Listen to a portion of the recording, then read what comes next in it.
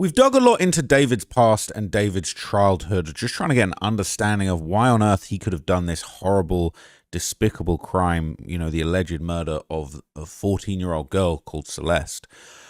Now, there's a new theory that's going around. I don't know if this is true, and I don't think this excuses anything that David did in any way, but it might give a little bit more of an understanding as to why this happened, because some people are going around now saying that David might have been abused as a child. He might have... people are spreading a theory that maybe David was a child, and maybe that explains why he might have done some of this stuff. Now, I'm gonna explore some of those theories. You know, trigger warning. This video is gonna include, you know, some pretty dark topics concerning you know, it's definitely a really dark topic, and I don't want to trigger anybody, and you know, anybody that's been through anything or suffered from any of these issues that I'm going to discuss in this video. You know, maybe this video isn't for you, or maybe, you know, you might want to skip some of these themes and these topics. I'm going to be very sensitive about these topics, but that's the rumor going around that maybe David might have been as a kid, and that could explain some of this. So in this video, I'm going to break down just a bunch of sort of early history. Obviously, there's been a lot of speculation about whether or not David was, you know, taken out of school for some kind of nefarious reason, whether he did something horrible in school. And what's really weird is we still haven't had anyone like officially come out, you know, a classmate from school or anybody that knew David back in this era of his life to really speak out. Now, what we do have, which I thought was really interesting, I haven't shown you this yet, is apparently someone that was a classmate of David from elementary school actually showed their kind of yearbook or the school memory book that showed that they were in class with David, and it was kind of interesting. So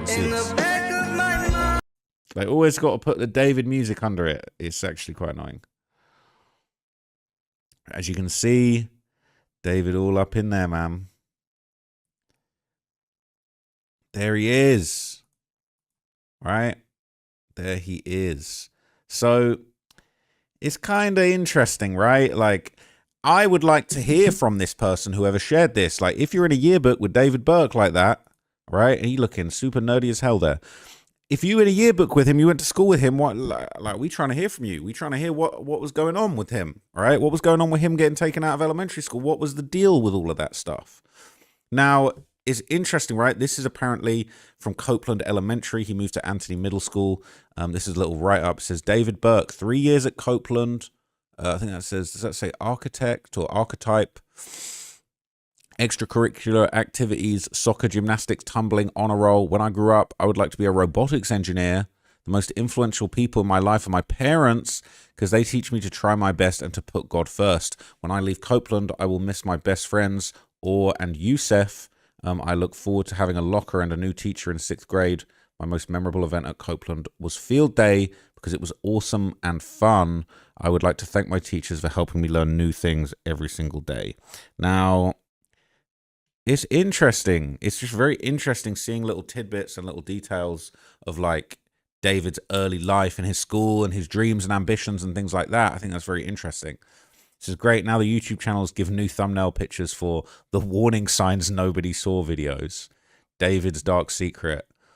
I mean, we could slap a "this is bad" on there for sure, but David's evil childhood secret this one time at band camp. You see, you know, I could be outraged and say it's despicable. I can't believe that they're out here making jokes and making light of the situation. I can't believe it. I'm outraged. But anyway, we're not going to do all that. Okay, yeah, here we go. Should I just take this? Should I just run it? Day after murder. Day after murder's crazy. They got the font right and everything. That's actually wild. They got the font right, got the backdrop. That's crazy, bro. So bro makes 3 to 4 every day. That's cap. That's one. One a day if I've got something to talk about. That was funny. I'm not going to lie. That is funny. People saying, I don't know why, but this is making me sad. I'm not defending him. It's just seeing these pictures of him as a kid that other people are posting here is making me realize that at some point he was just someone's baby. He had aspirations and probably never thought he would grow up to become what he became. I feel sympathy for the child that David was, but I do not feel sympathy for the grown man that committed such a horrific crime. People saying, completely agree. When I saw this on TikTok earlier, I immediately got sad. He looks like such a sweet kid. I'm sure child him would be appalled by his behavior now. I wish I could go back in time and reverse whatever happened to him and Celeste to traumatize them. Maybe they would have become such different people. I love humans. I hate to see humans inflict pain and suffering on others. Someone tells me he was taken out of public school and started homeschooling. The self-isolation started. It went downhill from there. No social life led to the World Wide Web, the good, the bad, and the ugly. I bet in all reality his mind was stuck in middle school, which is why he was attracted to young girls. Sick, I know, but I feel some people really get stuck at a certain age.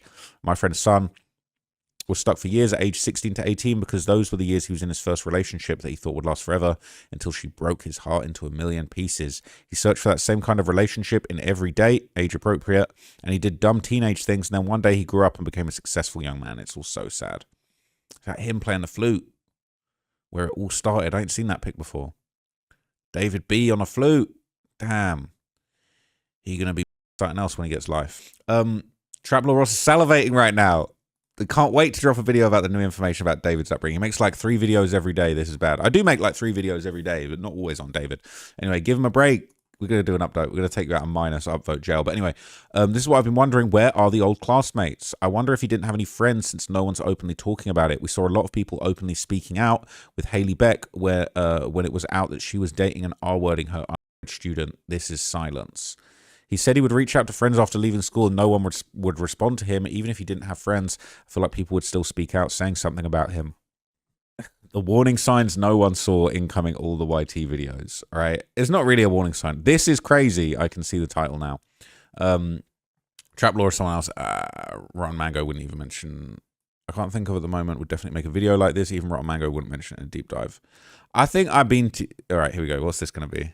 What's this going to be? I thought it's going to be bad. Weird coincidence. Withered Deluxe album always makes me think of the Pied Piper. And he the Pied Piper in school. That's mad interesting. He over here playing the flute. He not the Pied Piper. He the fried fluter, man. He definitely getting fried like hot grease. But anyway, this is the post really that I came to talk to you guys about. So people have been posting this. They're saying, was David essayed as a kid? And people are posting this childhood poem that he wrote, The Mannequin. And I read this in a video a few days ago. But I didn't really think about it as terms of him writing a metaphor for a that could have been happening to him as a child. This was a poem he wrote when he was very young. And as you saw in a previous video I broke down, like when he was a kid, he was apparently got mad into poetry before he got into songwriting, and he was writing poems, and it was one of his earliest outlets. You know, there's talk that he was writing disturbing poems and stories in school. But now we're looking at this through the lens of, is this a kid crying for help that he's been molested? It could be, right? It's a song, it's a poem about being a mannequin and basically not being able to speak and people touching you and moving you around. It's actually chilling. So he says, I'm a mannequin. I have no heart, no bones, no expressions, but I do have eyes. These eyes don't tell the story of a human, but rather tell a human story. The women walk by, they touch my clothes, admire my figure. They take pictures of me, but I'm unable to smile. On the 3rd day of every week, one woman takes me to a dark room and tears me apart, piece by piece, limb by limb. I see her lips moving, but I cannot hear her words. Neither can I scream, for my mouth is manufactured shut. I despise this woman, for she knows not the feelings of pain and anguish she causes me. I despise this woman. Yeah. The repetition drives me mad, but I shall not express myself. For this is the way I was made, not to move. Not made to move, not made to speak, not made to love, not made to hate, but I have these feelings still. Why? Why, if I was manufactured as a shell, does my hollow body begin to feel? I wish I could tell this woman who I hate the thoughts on my mind.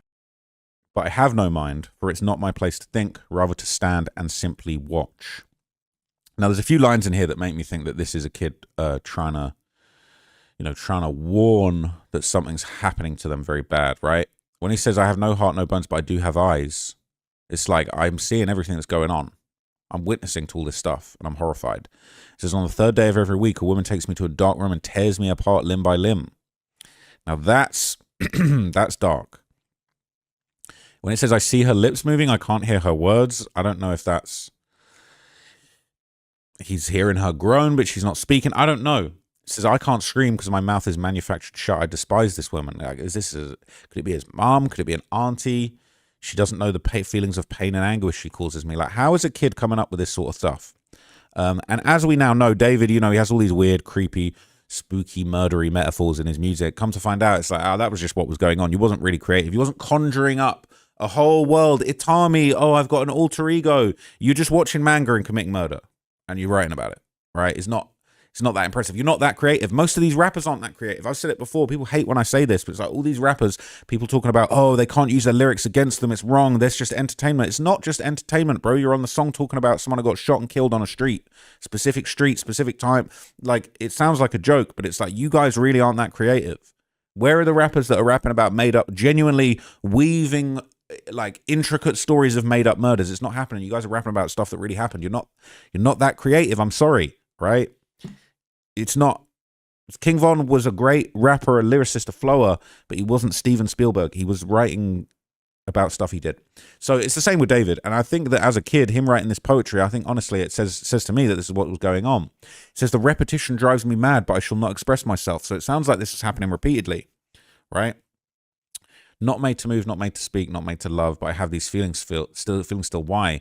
Why, if I was a manufactured as a shell, does my hollow body begin to feel? I wish I could tell this woman who I hate the thoughts of my mind, but I have no mind. It's not my place to think. Rather stand and simply watch. It's interesting. So it says, this poem seems to allude that he was only a people watcher, didn't have emotions and didn't engage with people. That seems to match with what he said about his childhood. He didn't have a story of his humanity, but was telling human stories. The part about a woman tearing him apart every week stood out to me because it seems like it describes essay by someone close who you can't talk about. My first guess was it could be his mother, but if it was really the third day every week, then maybe it was in some group he was attending. All right. So this is a source. David posted this to his Twitter back in 2022 in September, and he said, I'm so weird, bro, and then he posted this poem, right? Dude thinks he's the pinnacle of alternative. Geez, what a dork. It says, could have been lots of times SUL are victims of essay themselves. However, like others said, he was into SUL gore manga, so it really could be anything. I wouldn't read into it too much. I'm reading into it. Oh my God, the lyrics, it's like he found out what a thesaurus is and just ran with it. He also say he had another personality based on gore manga. Some people take and assimilate things that didn't happen to them. I would take it with a grain of salt, but it still doesn't justify what he did. Maybe explains it, but it doesn't justify it. If this is really, it's more than likely it was the mother, but seeing how he plastered everything in songs, it's weird he never applied this on them. Said he also said he was influenced by other people. Yeah, he said that, but then it's like, I was influenced by all these other relationships and people I was playing with on Fortnite. Come to find out, that girl you were playing with on Fortnite is dead in your trunk, and all of the lyrics seem to tie into what you had going on. I don't think he was influenced by other people's experience. People saying there's never an excuse for grooming, R-wording, murdering, and dismembering a child. I just need to say that from the jump. The poem you provided doesn't at all scream that this person has been essayed. The poem is expressing lots of autonomy and inability to voice their displeasure about losing that autonomy. To break it down some more, he's observing people always. He wants to smile at people who adore him. He doesn't like the repetition of the woman who takes him apart every week. He talks about the emotions. See, it's like what, like, you know, it's like a metaphor. He's just being creative, but it's like you don't really have an explanation. Like, who's the woman that takes him apart every week? Like, who is this? Someone taking him apart. Maybe it's a metaphor and it's just emotional abuse. He talks about the emotions he isn't made to have, but the only emotion he says he has is towards someone. The woman taking him apart once a week is hate. He isn't allowed his own mind or his own thoughts. That doesn't fit with essay abuse. However, it does seem to be in line with a very religious family and feeling as though he couldn't express himself because he felt silent by the rules of what he should be rather than what's in regards to religion or society as a whole. The woman who takes his autonomy and who he expresses to hate for, to me, represents his mother. No shit. Yeah. This is a poem about a mannequin. The line about women tearing them apart every week is referring to them moving the mannequin's arms and legs. Have we never heard of a metaphor before? A simile, a metaphor? It does not describe or allude to essay unless you intentionally choose to interpret it that way. One cannot come to that conclusion because the poem is about a mannequin. He's simply expressing the life of a mannequin through its perspective, but he's comparing what he felt as a kid to the mannequin through metaphor. Jesus. Can we get some English literature graduates in the chat? Could be just a mannequin, or it could be a mannequin because it fits what happens to him. So this is a class of 2024, the Laneway Yearbook. I imagine this is some kind of like celebrity event. He's got AJ Tracy. That's a big British rapper there. I don't know who Confidence Man or Angie McMahon are, but basically, yeah, hang on. I guess Laneway is like some kind of festival, right? But basically, David's on here talking about why go to therapy when you can go to jail. That was his little tagline. Like AJ Tracy talking about get money, Confidence Man talking about most likely to F your mom. Okay, Angie McMahon talking about YOLO. David talking about why get therapy when you can go to jail. This is some of the lamest shit I've seen in a long time. What a group of losers. He probably thought he was so cool and edgy when they were making this. He's so weird, it's not even funny.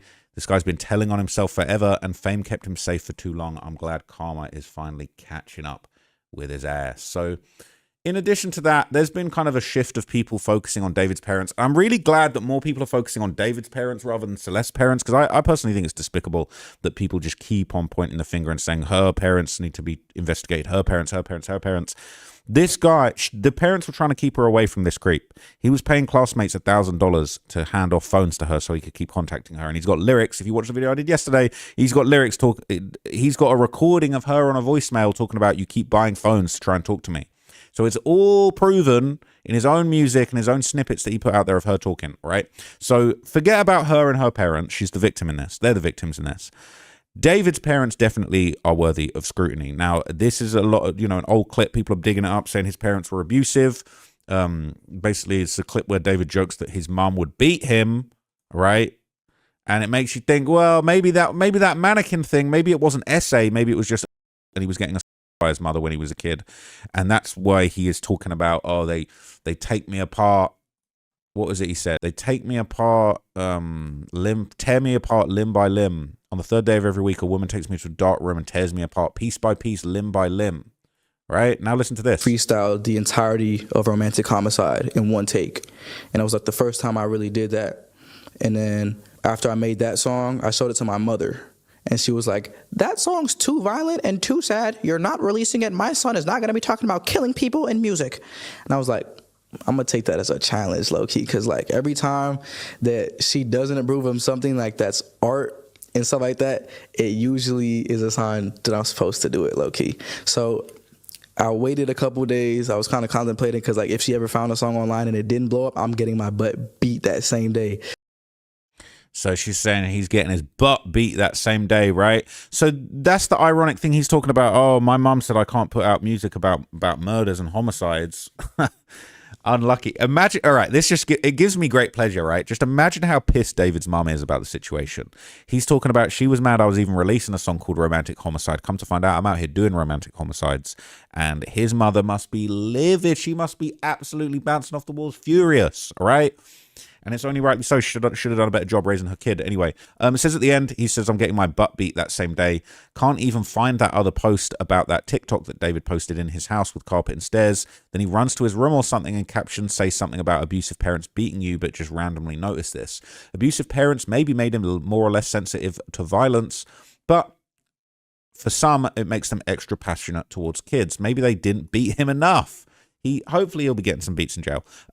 Also, might have made him initially connect with Celeste if her parents did too. #initially. P.S. There was a post about a few videos that got removed from David's YouTube page after the news broke. Someone replied probably interviews which they don't want to be involved with right now. Anyone have info on those interviews before they're backed up?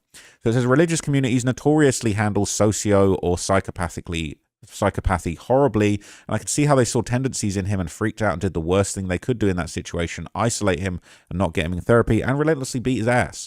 Pray and obey. He is what they created. Children learn from example. You think he just got this selfish crap on his own? I'm glad they're beginning to hold the parents accountable for the kids' wrongdoing. I'm thankful that my parents were not religious, controlling, narcissistic, selfish individuals whose only concern was raising a genius. When that didn't work out, let him hide from society, and when the money starts rolling in, we'll let him out of the bedroom. They didn't raise a genius because he's a fucking moron, right? He ordered multiple chainsaws to his home in a fake name on his own card. He's a dummy. All I heard from this was that she disapproved and he took it as a challenge. Was it also a challenge for him to follow through the lyrics of his song and actually do them in real life? I hate how he talks about himself like he's a prodigy. He is not a prodigy. Okay, he did an interview last night. He calls himself a prophet. He is a nincompoop. So basically, like, everybody's been trying to find anyone that grew up with David. We haven't heard from anyone who grew up with David. This is a Reddit post that's saying, did anyone grow up with David or go to school with him? What was he like? I'm asking because I don't believe that someone just magically becomes a monster overnight. There had to have been some sort of signs early on that he wasn't a regular guy. I'm not even asking people that just grew up with him. I'm asking anyone that knew him or had an interaction with him. Was there anything strange about him that would have given off a red flag? Says he showed up to my school and did a Q&A in early 2023 because a staff member was friends with his parents. Seemed like a really nice guy. I asked him if he got any offers to sign an artist label and he didn't. And he also played music from his phone, demos and stuff on BandLab. Talked about how he wanted to make a jazz-inspired EP at some point. Took pics with everyone and gave out free signed posters to everybody. I'll always remember his little sister being there. She was about 5 or so and just played with toys in the corner. I feel so bad for her. She's got no idea what's going on. Apparently he was really attached to his sister. I feel bad for her, but that's my thing. But my thing is he has a sister that obviously loves and cares for a lot. Why would he do such a thing to someone else? He was a creep. And I wouldn't keep him. I wouldn't let him near my little sister. It says, didn't he get kicked out of school because of an incident? I remember seeing this somewhere. No one knows why he was kicked out of school. People saying he allegedly sold drugs. We don't know. We're still trying to find out. I work in the music industry and an artist I managed was fairly close to them in 22, 23 when he first started blowing up. They actually have a song together, which I still have to this day. Seemed like a normal guy, literally not a single weird interaction, although our interactions were limited to just talking about music. The best predators always appear normal. His Christian upbringing taught him that. Everyone wants to know the reason for him moving from New York to Texas. We still don't know. We really still don't know. Okay. There is a reason that he was pulled from school. No one knows why, but something happened. After seeing this photo, I figure he was being bullied for being a little person. Look at his shoes for Jimmy Kimmel and how Josh is bending to make himself seem shorter. I'm not a tall man. Right? Look, I'll be real. I'm not the tallest guy out here. Right? It is what it is. I didn't realize height was so important. I feel like this is some new Gen Z shit. But yeah, he a small guy. That probably a problem. He got the platform shoes on there, all right. And the platform shoes. Hey, look, they do the job, but let's be real, they're really bad for your hips. So his hips are gonna be just a horror show. But anyway, okay. I might need a pair of these. I'm not gonna lie. Next time I go to court, I'm gonna have to hype mock David because he ain't getting them in jail. That's for sure. He was looking small when he came in. Anyway. People are speculating about him selling drugs at school. Obviously, we've been through those lyrics before. We get the gist, okay? People saying, I have a teenage daughter that's doing virtual school, and you can bet I'm all up in her shit on the internet. I respect boundaries of real-life situations, her bedroom, etc. But as far as the internet, there's no privacy. Kids are tech-savvy these days, and I'm not saying I could catch everything, but we're in a different world. I also have an alarm system and cameras. Kids are going to be kids, and she tried sneaking out once. Alarm and cameras nip that. All right. So some people are saying making this worse. This is the thing. You can't win, right? You can't win. Because on the one hand, they're going to be saying, oh, you're David's parents creating a monster having this surveillance state on your kid. And then on the other hand, then it's like, oh, it's Celeste's family's fault that they didn't have a complete total lockdown and oversee every dominion of their daughter's life. You really can't win. Okay. So the last thing I want to just touch on is this post. Okay. People are saying, what would you do if you had a child like David? And I think it's something really interesting worth thinking about. It says, if you had a child like David Burke, what would you do? I think we all agree the US judicial system should always adhere to innocent until proven guilty, but I also agree that there's enough circumstantial evidence that points to David being a child predator and committed Celeste murder, allegedly, in people's opinion. We'll see. So far, David's parents have been protecting him, insisting he's innocent, even hiring one of the best defense lawyers to keep their son out of prison. As an outsider, we can cast judgments to them easily that they're bad parents for protecting him. But if your own child is as sick in the head as David, yet you just found out how sick they actually are, what would you do? Would you let your child rot in prison or even face the death penalty? Especially if you're rich, you have the money to get your child the help they need, just as long as they're not going to be in prison. Excuse me. Personally, if I become a mother, I don't know if I have the strength to see my child being tried for a gruesome murder they did, or see them sentenced to life in prison or death for their crime. I know they're wrong and very, very sick, but I won't have the strength to see the child I've carried for 9 months and love more than my own life go through that. I won't have the strength, but I will still force myself to do the right thing, handing them to authority myself, even at the expense of falling into depression. Another child's life was taken, another mother, family grieving because of my child's doing. Justice must be served. If I can't stand in for my child and sacrifice my freedom and life to pay for their crime, to give them a chance for lifelong therapy as a free person, I will 100% do it in a heartbeat. Unfortunately, that will never be a possibility since our justice system doesn't work that way. So this person says, I'm not a mother, and for this reason, I will never understand emotions of a mother, but I am a person of faith who believes in God, and I could not withhold any information if I knew what my child has done. I would encourage my child to hand themselves out and take consequences for their actions. To be honest, there were so many red flags in David's music, videos, etc. The parents should question why he was so much into this stuff. They knew something was wrong with him, but as soon as money entered the picture, they were okay with it. Saying, is it possible that when David became famous, his parents saw that maybe he's not that odd? That apparently there are people out there, millions of his fans, who also like his dark, gory stuff. And in their justification, if majority of those people aren't criminals, then obviously his interest is purely for art aesthetics or style. I mean, just look at the lyrics and music video, and yet his fans were still clamoring and called him artistic. So maybe after his success, they kind of dismissed the red flags, thinking it's just some edgy youth thing, not excusing them for protecting David now, but also maybe they never thought it would result in this. Oh, wow, this is a crazy comment.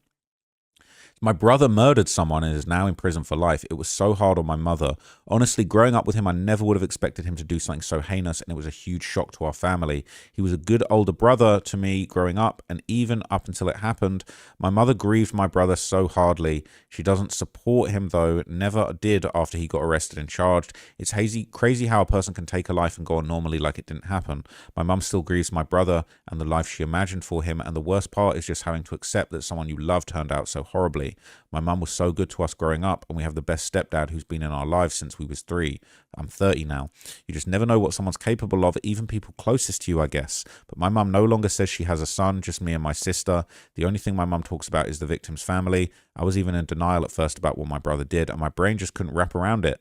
I can't fault them too much, because how do you wrap your mind around that? I look at my daughter and I can't imagine ever not loving her, but in the same breath, his family has to know the evidence that's just come out, so the support still rubs me the wrong way, especially just after my own experience watching my mum cut my brother off cold turkey after what he did, because of how disrespectful that would be to the victim and her family. That's really interesting.